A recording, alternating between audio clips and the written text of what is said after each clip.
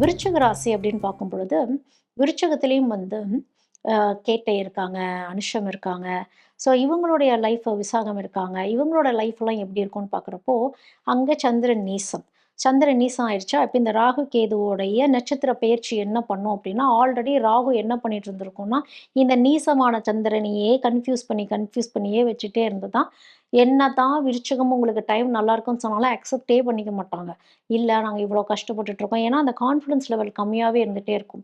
இப்ப அவிட்ட நட்சத்திரத்துக்கு மாறுதா, சதயத்திலருந்து அவிட்டத்துக்கு மாறுன உடனேயே செயல்பாட்டு முறைகளுக்குள்ள கண்டிப்பா விருச்சிக ராசிக்காரங்க இறங்குவாங்க. மார்ச் மாசத்துக்கு அப்புறமா பார்த்தீங்கன்னா, சரி ஒரு துணிஞ்சு ஒரு விஷயத்த நம்ம செஞ்சு தான் பார்ப்போமே அப்படிங்கிறது. அப்ப இந்த கேது மகத்துல போகக்கூடிய கேதுவும், கேது சாரம் வாங்கக்கூடிய அந்த நட்சத்திரம் என்ன பண்ணும் அப்படின்னா, ஒரு ஞானத்த, ஒரு தெளிவ கொடுக்கும். இத நான் முன்னாடியே பண்ணியிருந்திருக்கலாமே அப்டின்னா, எல்லாமே அந்தந்த நேரத்தில தான் நடக்கணும்னு இருக்குல்ல. இவ்ளோ விஷயங்கள வாழ்க்கையில நீங்க பார்த்துட்டு வந்ததுக்கு அப்புறம் தான், அந்த நிதானத்த அதாவது நம்ம மூச்சு வாங்குறதுக்குன்னு ஒரு இடம் ஒண்ணு இருக்கும்ல. ரிலாக்ஸ் பண்ணி, ஓ! இது நாம இவ்ளோ தூரம் பண்ணணும்னு அவசியம் இல்லையே. ரொம்ப ஷார்ட்டாவே சில விஷயங்கள் நீங்க முடிச்சிருந்திருக்கலாம்.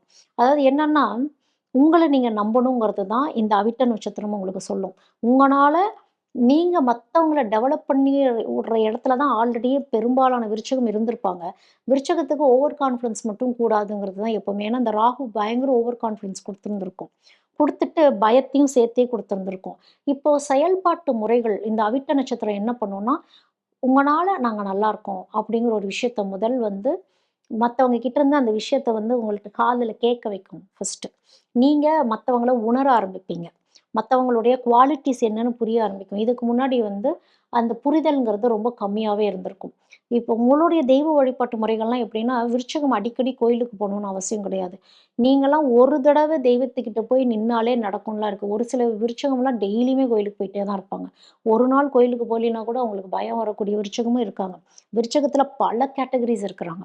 ஸோ உங்களுக்கு இப்ப கேட்டை நட்சத்திரத்துலலாம் இருக்கிறீங்க அப்படின்னா, விருச்சிகத்துல இருக்கீங்க அப்படின்னா, உங்களத்தான் நீங்க நம்பணும். மூலதனமே நீங்க தான்.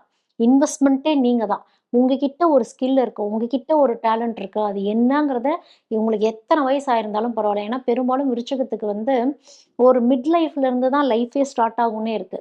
ஸோ உங்களுடைய மிட் லைஃப் வந்து டோட்டல் டிரான்ஸ்ஃபர்மேஷன் தான் குடுக்க போகுது இந்த வருடம். அது அவிட்டம் நட்சத்திரத்துக்குள்ள போகும்பொழுது, அவிட்டம் நெறைய செயல்பாடுகள் ஏன்னா உங்களுக்கு வந்து செவ்வாயுடைய அமைப்பு ரொம்ப நல்லாருக்கும் விருச்சிகத்துக்கு. செயல்பாட்டு முறைகள் உச்சம். செவ்வாய் வந்து உங்களுக்கு வந்து நல்ல ஃபேவர் பண்ணக்கூடிய ஒரு இடத்துல தான் இருக்குங்கிறப்போ, செயல்பாடுல கவனம் செலுத்தணும் அப்படிங்கிறது தான் விருச்சிக ராசிக்கு சொல்லக்கூடியது.